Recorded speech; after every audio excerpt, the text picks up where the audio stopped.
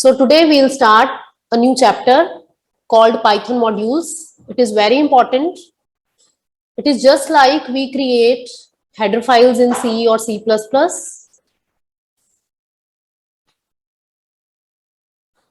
So Python modules are very important. They are just like we create header files in C or C++. The purpose of modules is the task or operations that are being used again and again. We don't need to write that code again and again. We just write them only once and then we can import it and use it as many times as required. Fine. So in this chapter, we will learn in detail how to create modules and how to use them.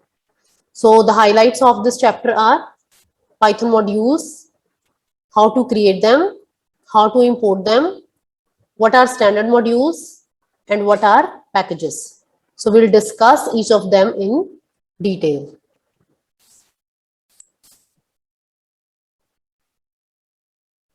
So what is the need of a module? In interpreter-based Python programming language, all the definitions, variables and functions written by the programmer get lost when we quit the interpreter. It is clear even in C programming language.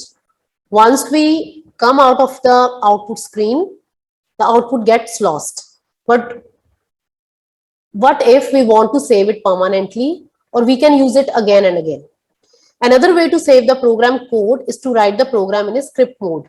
We know that we can do Python programming in two ways, either in interpreter mode, which is called shell on the Python shell, and other is by writing the script, either on the notepad or on the editor like idle, or there are many editors available like Jupyter.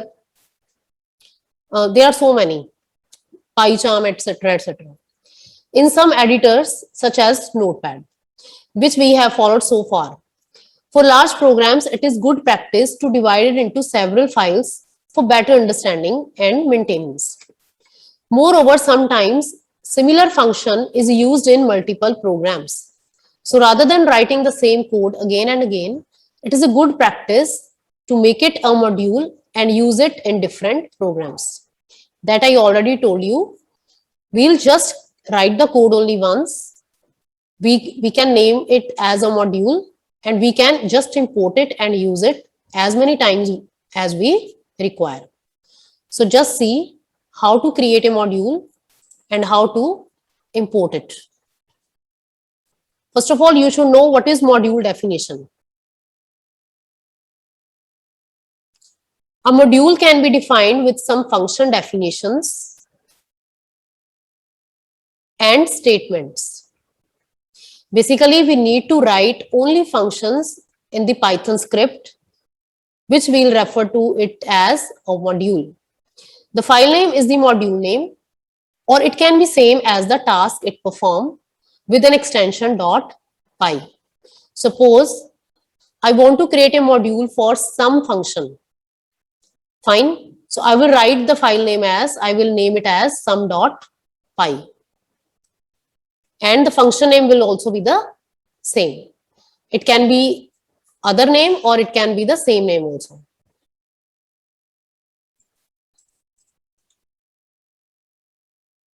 It is to be noted that the module file must be saved in the same directory where main program resides or where it will be imported. So it is very clear that all the modules should be in the same directory where we are saving other programs also, from where we are calling it. Fine. You need to create the same folder. Let's suppose Python programs, in which you will write all the modules, save all the modules as well as simple .py script files. Now see how to create a module. A module is created as a script file which contains function definitions that can be called in two ways. As we can do Python programming in two ways, either on the interpreter mode, that is called shell, or in the script mode. So there should be an option to import module in both the ways. If we are doing programming in interpreter mode, then it should be eligible for importing. And if we are making a script, even then it should be importable. So how to do that? Let's see through a program. It's very easy. You will get it, understand it in a very easy manner. Suppose I want to create a module for a factorial function. Everyone knows what is a factorial. Suppose I want to create a factorial, want to compute factorial of 5. It would be 1 into 2 into 3 into 4 into 5. So this is the factorial. In mathematics, we write it like this or this. Suppose I want to create a module for a factorial function. First of all, what we'll do, we'll just create a function for it. How to create a function in Python? First of all, we'll write the keyword def, and then we'll write factorial. This is the function name, and this is an argument for which we are going to compute the factorial. And we have set it as n. Its name is n. And then we'll put colon. In Python, after the function definition, keyword, function name, and argument, we write colon. And then after pressing the tab space, that is called indentation, we write docstring. This is a docstring. That means which refers what this function is going to perform. This module computes factorial. Fine, this is just a comment, and we have written it in double quotes. Fine, I already told you in previous lectures also about this thing. And then here onwards, we'll write the code for factorial function. You already know the logic for computing factorial. Since it contains multiplication, so we'll set the result variable as 1. F is equal to 1. Then for I in range 1 to n plus 1. So if I'm going to compute factorial of 5, the range will go from 1 to 1, 6, so that it can go up to 5, because it goes 1 less than the specified number. If I specify n plus 1, only then it will compute up to 5.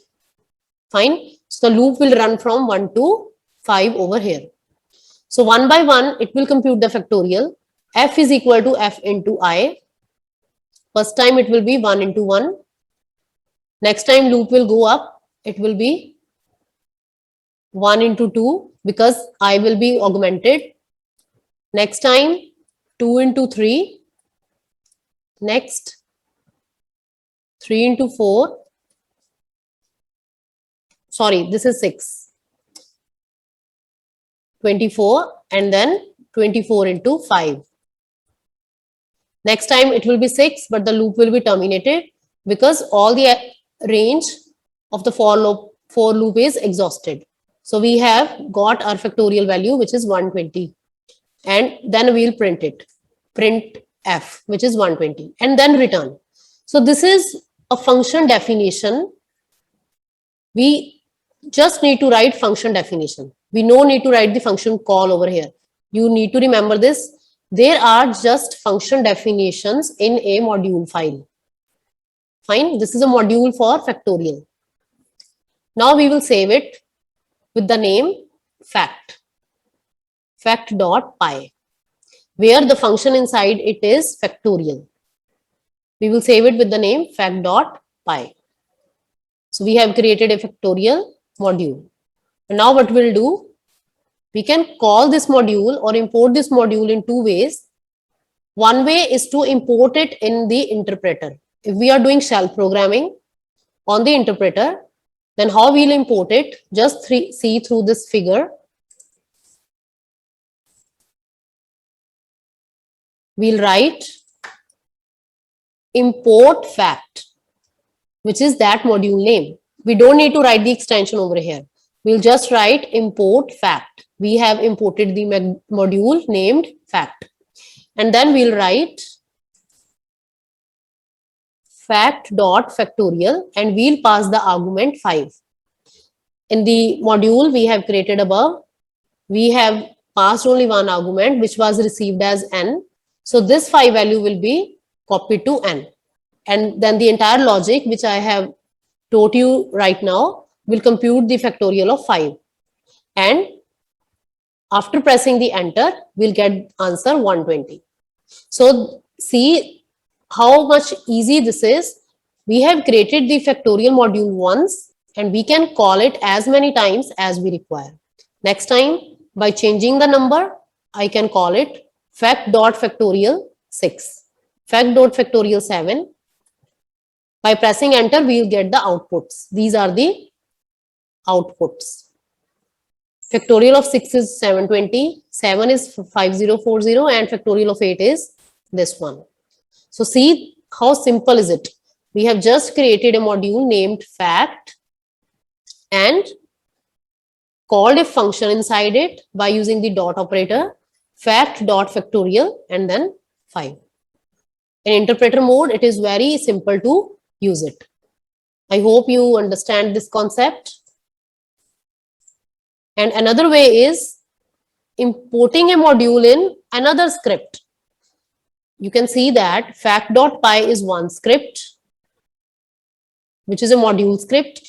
And now I'm going to create another script. How to call it? Suppose I'm going to compute this series in which there are numerous factorials are computed again and again. I need to compute the sum of this series 1 by 1 factorial plus 2 by 2 factorial, 3 by 3 factorial and so on. And how to compute it? How to import a module in another script? Let's see. It's also very simple. First of all, we'll create module function. It is same as the previous one. There is a single difference. See, this is definition, then function name, and then n, for which we are going to compute factorial. This logic is same, and at the end we are returning f. But in the previous example, we were printing f because we need output to be printed in the interpreter mode. But in script mode, we need to return the result to the calling file from which call is being made. So that's why we need to return the answer. That's why we have written return f. But in the previous program, we have written print f and then there was return statement with void argument, no arguments. But here we have mentioned one argument, which is the result f. Fine. So we'll save it with name, with the same name, fact.py.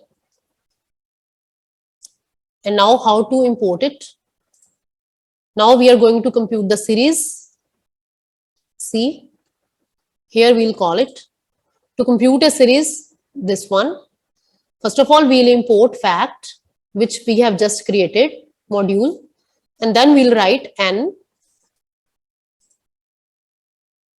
is equal to input function and enter a number. We'll convert it to integer. Since we are going to sum of this series, so we need a sum variable. Sum is equal to 0. And then in the for loop, we'll compute. See how we are computing. For I in range 1, n plus 1. It is in similar way. If we have taken n as 5, so range will be 1, 6. Now,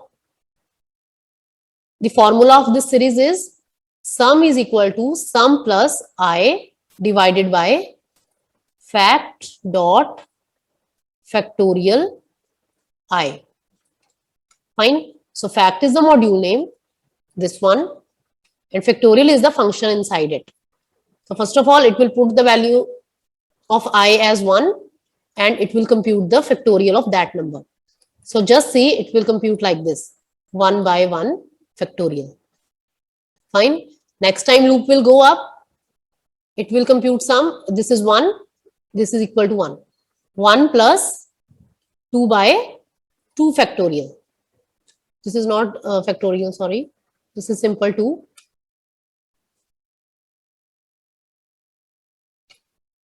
So it will compute the answer for this 1 plus 2 by 2, which is 1.